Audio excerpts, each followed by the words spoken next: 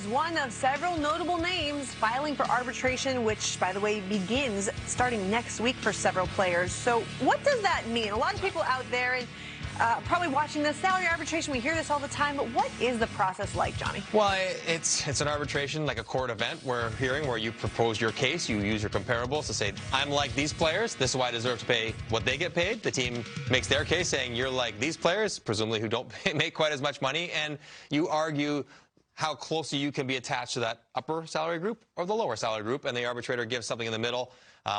It's not like baseball where you have to take one or the other offer. The arbitrator usually finds a middle ground and then awards the award, and the player, as long as it's below $4.4 million, the team has to accept it, and that's the salary for the guy going forward. So for Ryan Pulock, question for the Islanders, that his award is not going to be below $4.4 million. This guy is such a good player for the New York Islanders. They already traded Taves away in recognition of the raise that Pulock and Barzal are going to get, and the importance of Pulock and Pelech. He does everything. Leads them in ice time. He's an offensive guy. He has one of the hardest one-time shots from the blue line in the entire league. He's a lockdown defender. He plays so perfectly under Barry Trotz's style and on that team. So you're like, okay, well, who's he like? And now it's not just about points, but, I mean, these are some comparables. I mean, Esa Lindell was thought to be a pretty stay-at-home defender. He got close to $6 million. Josh Morrissey, maybe thought to be a little bit more of an offensive guy.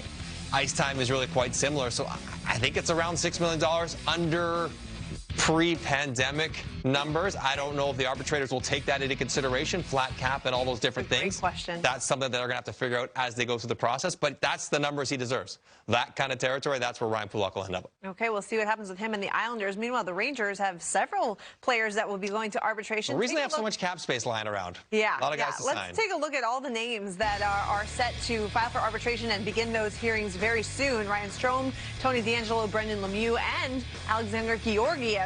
Which one of those stands out to you as the most interesting case? Well, I mean, there's a lot. Georgiev's interesting.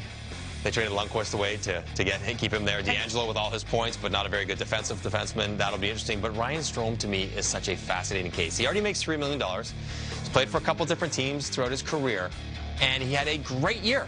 Great year last year playing with Artemi Panarin. Ooh. And so Ryan Strome's case will be, well, look at all the points I had. Look at all the goals I scored. Look at how good I was when I was nice. I was a positive goal differential guy, positive shot and chance differential guy. I deserve to get paid like a solid number 2 scoring centerman, which is going to be $6 million.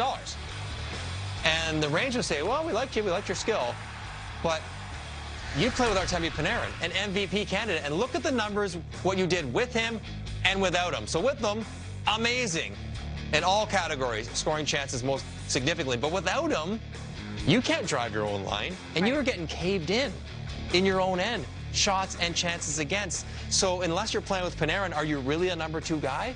So we can't give you 6. Yeah. We don't want to give you much more of a raise than what you're making. We want to give you 3.75. That's the conversation. Will the arbitrator be able to pick through the finer points of that argument and understanding, the impact of playing with someone and without them, and how that comes out? It's so interesting to me because the numbers don't lie. He put them up. Right. But only put him up playing the 3/4 of the ice time that he played with Artemi Panarin. And could anyone, not anyone, but could, any quality player put up those kind of numbers? Because that's how great Panarin was last year. It's a fair question. That's what the arbitrator has to. But I will be interested to read that brief when they're done and see how that argument goes down. Yeah, and the New York Rangers are going to do everything they can to try to get the arbiter on their side because it's not personal. About all the dead cap space too they have though. Like they got a lot of money that they're paying people not to play there. Exactly, including Henrik Lundqvist. Here are the number of arbitration cases since 2015, and you know what? About half right now that we saw last year. So. I don't mind guys filing, though, because if you make under that 4.3, 4.4 number, it guarantees you a contract. If you hang out and try to negotiate one, if cap gets tight, the team could squeeze it, say, we only have $2 million. You deserve 3.5, but we have 2. Too bad, take it or leave it. If you go to arbitration, make under the 4.5, you get that contract, you get guaranteed to be playing for that salary next year. Interesting. I get that, especially this summer, this fall, to do it that way.